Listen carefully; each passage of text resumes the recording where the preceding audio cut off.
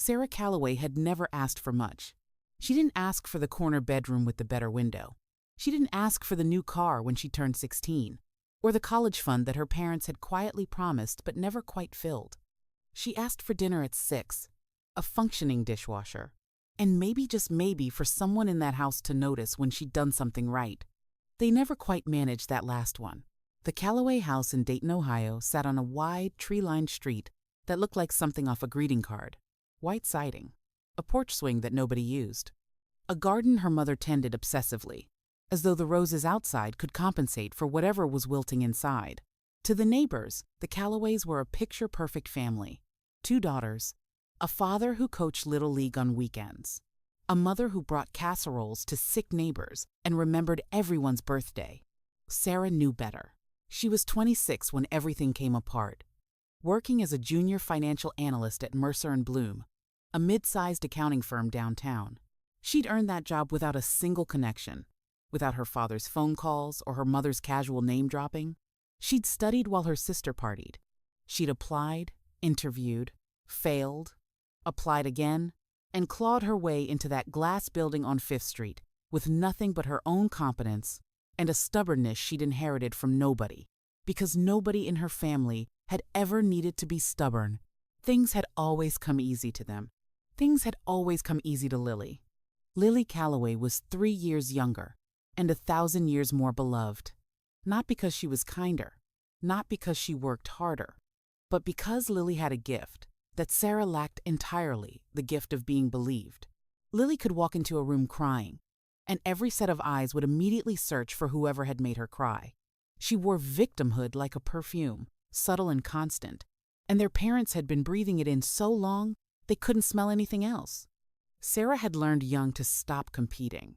She focused on work instead, on her apartment, on her small, carefully maintained life. Then Lily called their parents in February with a story. The story went like this. Sarah had borrowed $8,000 from Lily 2 years ago, a loan between sisters.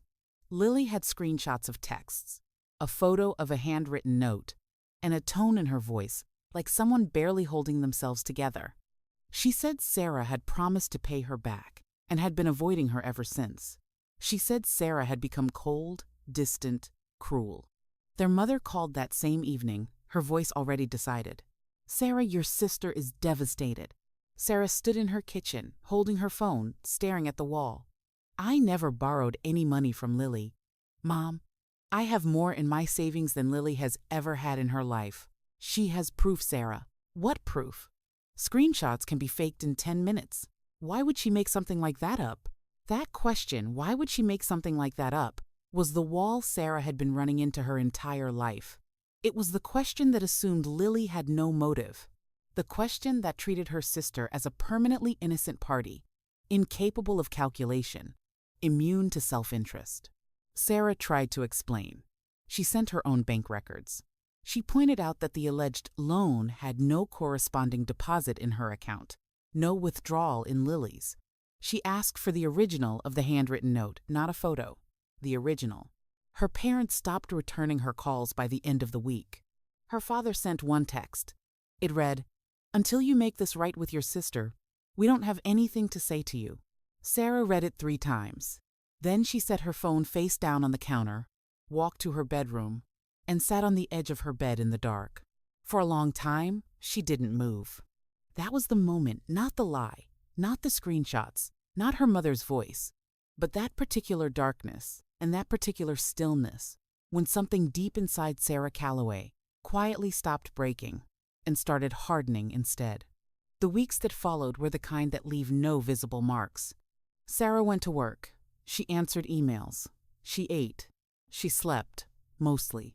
She did everything a functioning person was supposed to do, and she did it with the mechanical precision of someone who understood that falling apart publicly was a luxury she could not afford. But inside it was different. The cruelest part wasn't the accusation. It was the ease with which everyone had believed it. Her aunt in Columbus sent a Facebook message asking Sarah to do the right thing. A cousin she hadn't spoken to in 2 years texted a string of passive-aggressive concern. Her mother's neighbor, a woman named Diane, who had known Sarah since she was 7 years old, stopped waving from across the street. The lie had spread the way lies do when they have a beautiful, tearful messenger. It had traveled through the family like smoke, touching everything, leaving a stain on every surface. Sarah called Lily once. Just once. Lily picked up on the second ring, and for a half second, Sarah heard something in that pickup, a slight hesitation, a micro-breath that told her Lily had been waiting for this call, had been ready for it. "I need you to tell them the truth," Sarah said. No preamble, no warmth. "Sarah," Lily's voice was soft, wet with practiced sadness. "I've been trying to reach you for 2 years. There was no loan, Lily. I have the note in your handwriting. Then show it to a handwriting expert. Show it to a lawyer. Show it to anyone who isn't mom and dad, and we'll see what happens." A pause. Then quieter. "Why are you doing this to me?" Sarah hung up. She sat with the phone in her lap and realized something ugly. And clarifying, Lily wasn't afraid of being caught. She'd run this game long enough to know their parents would never push that hard. They would never hire an expert. They would never demand originals. Because doing so would require entertaining the possibility that their favorite daughter was a liar. And that possibility was a door they had bricked shut years ago. In March, Sarah's father called not to reconcile, but to inform her that the family would not be inviting her to their annual Easter gathering. Her mother had made the decision. He was just delivering it. "Dad," Sarah said carefully, "do you actually believe I took money from Lily?" He was quiet for too long.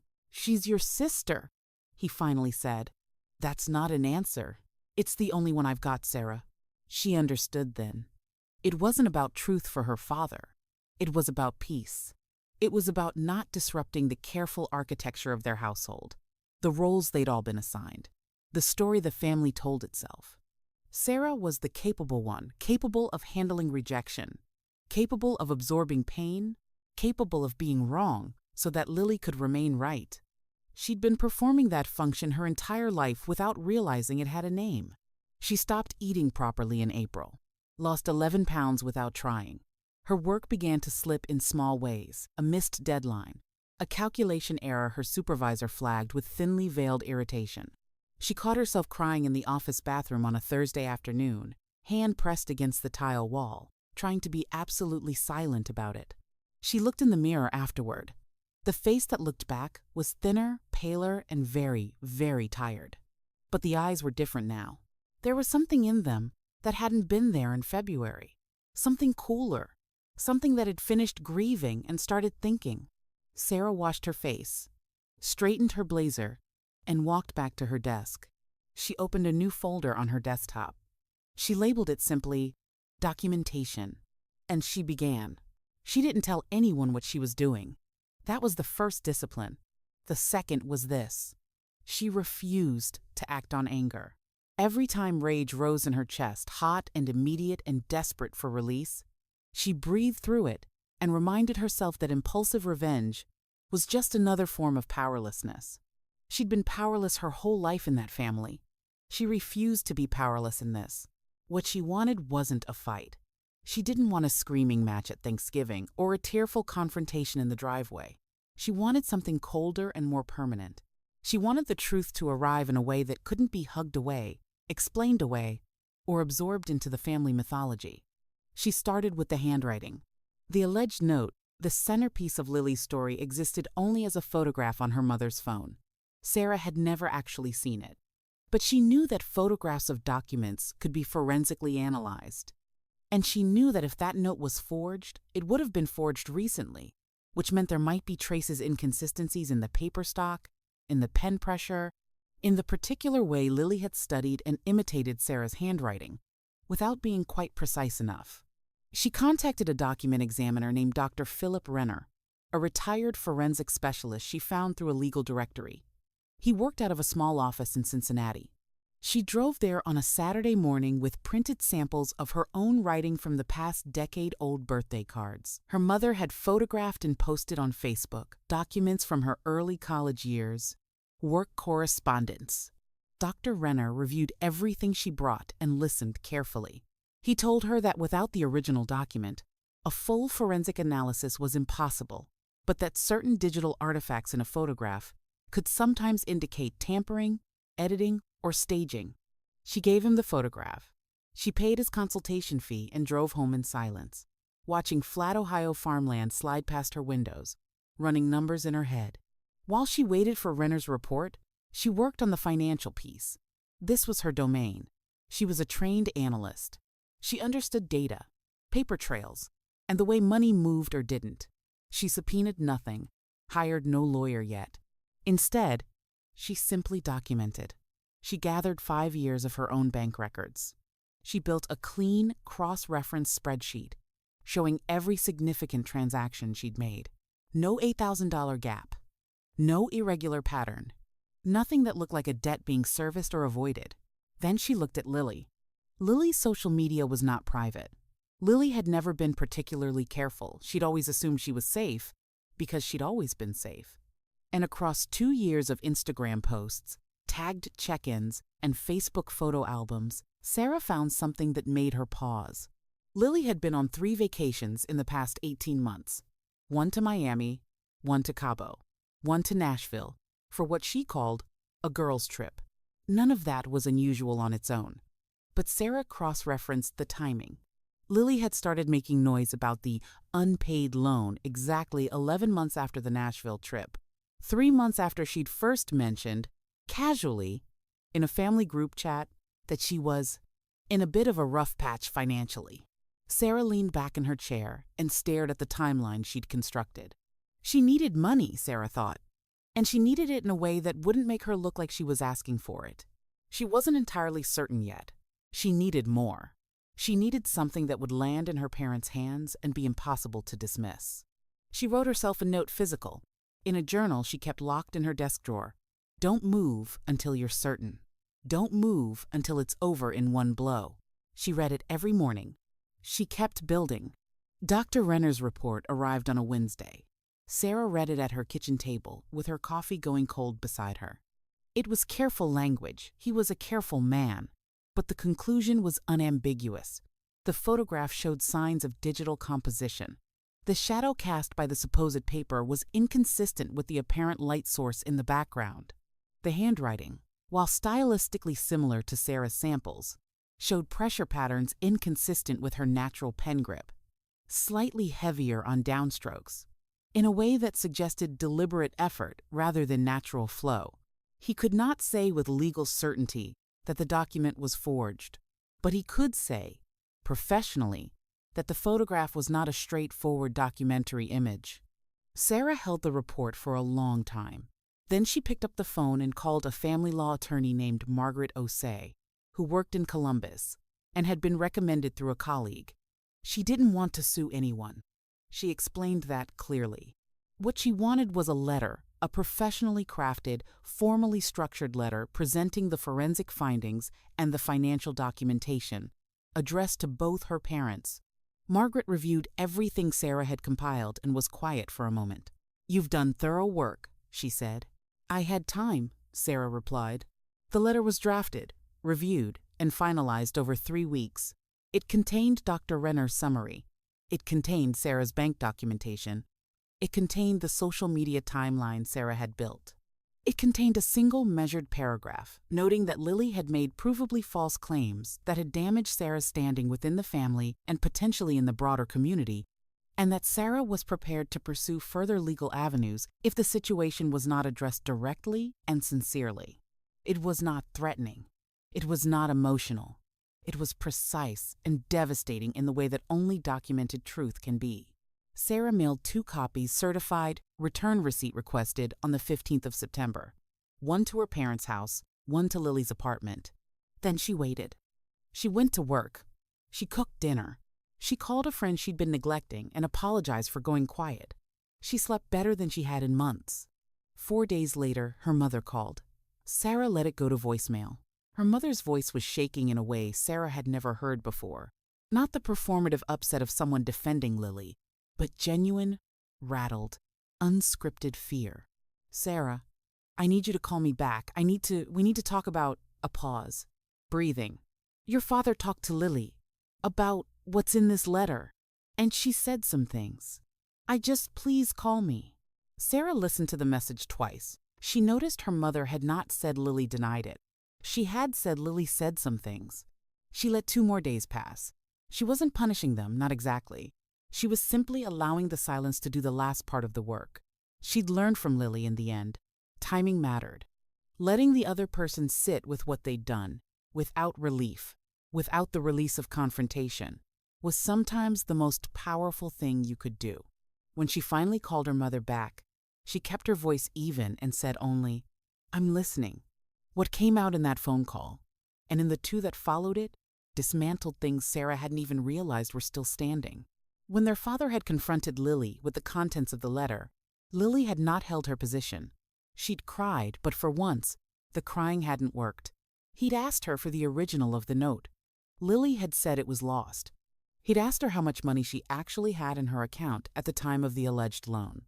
She'd deflected, then argued, then, finally, quietly said something that their mother couldn't quite bring herself to repeat word for word, but that added up, essentially, to an admission. Not a full confession, nothing so clean, but an admission. The story Lily had actually been constructing was different from what Sarah had imagined. It wasn't purely about money, though money was part of it. The deeper truth which Sarah would piece together over weeks of slow, painful conversation with her mother was that Lily had been drowning for years under the quiet, unspoken pressure of having a sister who succeeded without being helped. Sarah's competence had not made Lily feel proud. It had made her feel exposed. Every time Sarah got a raise or paid off a debt or simply asked for nothing, Lily had felt, consciously or not, like the comparison was a judgment. The loan story had been her way of leveling the field, casting Sarah as the ungrateful, dishonest sister, making her parents see Sarah as flawed, unreliable, needing them in the same way Lily always needed them. Sarah sat with that for a long time. She'd expected to feel triumphant. She had expected that moment she'd imagined in dark February, the moment her parents finally saw to feel like sunlight after a very long winter. It didn't feel like that. It felt like standing in a house after the walls had come down and realizing the house had never been what you thought it was. Her parents apologized. Her father's was brief and stiff.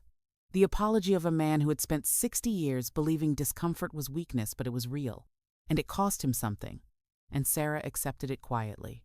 Her mother wept and apologized and wept again, and Sarah let her, because some things need to be wept over to be properly understood. Lily did not call. Weeks passed. A month. Sarah heard through her mother that Lily was going through a difficult time, and Sarah recognized that phrase, the same one that had always functioned as a shield and felt something she hadn't, anticipated, pity, not forgiveness, not yet, and maybe not ever, but pity. Because Lily had built her entire self around being chosen, and now the people who'd always chosen her were looking at her differently, and Sarah understood that was its own kind of destruction. There was a moment, late on a Tuesday night, when Sarah was sitting by the window of her apartment watching rain streak the glass, when she thought, was it worth it? She thought about the 8 months of careful, quiet work, the loneliness of doing it alone, the self-discipline it had required not to collapse, not to beg, not to simply let the lie stand because fighting it was so exhausting. She thought about what she'd lost, the easy comfort of a family that loved her without conditions and understood, with a clarity that was sad and clean at the same time, that she'd never actually had that. She'd had the appearance of it. She'd had a family that loved her when she made no waves, asked no questions, and required no reckoning. The truth hadn't given her the family she'd wanted. It had given her something more durable, the family she could see clearly. And that, she decided looking at her own reflection in the dark window, steady-eyed and calm, was the only kind worth having. Because the most devastating thing you can do to someone who built a life on lies is simply to survive them and stand in the light long enough for everyone else to see.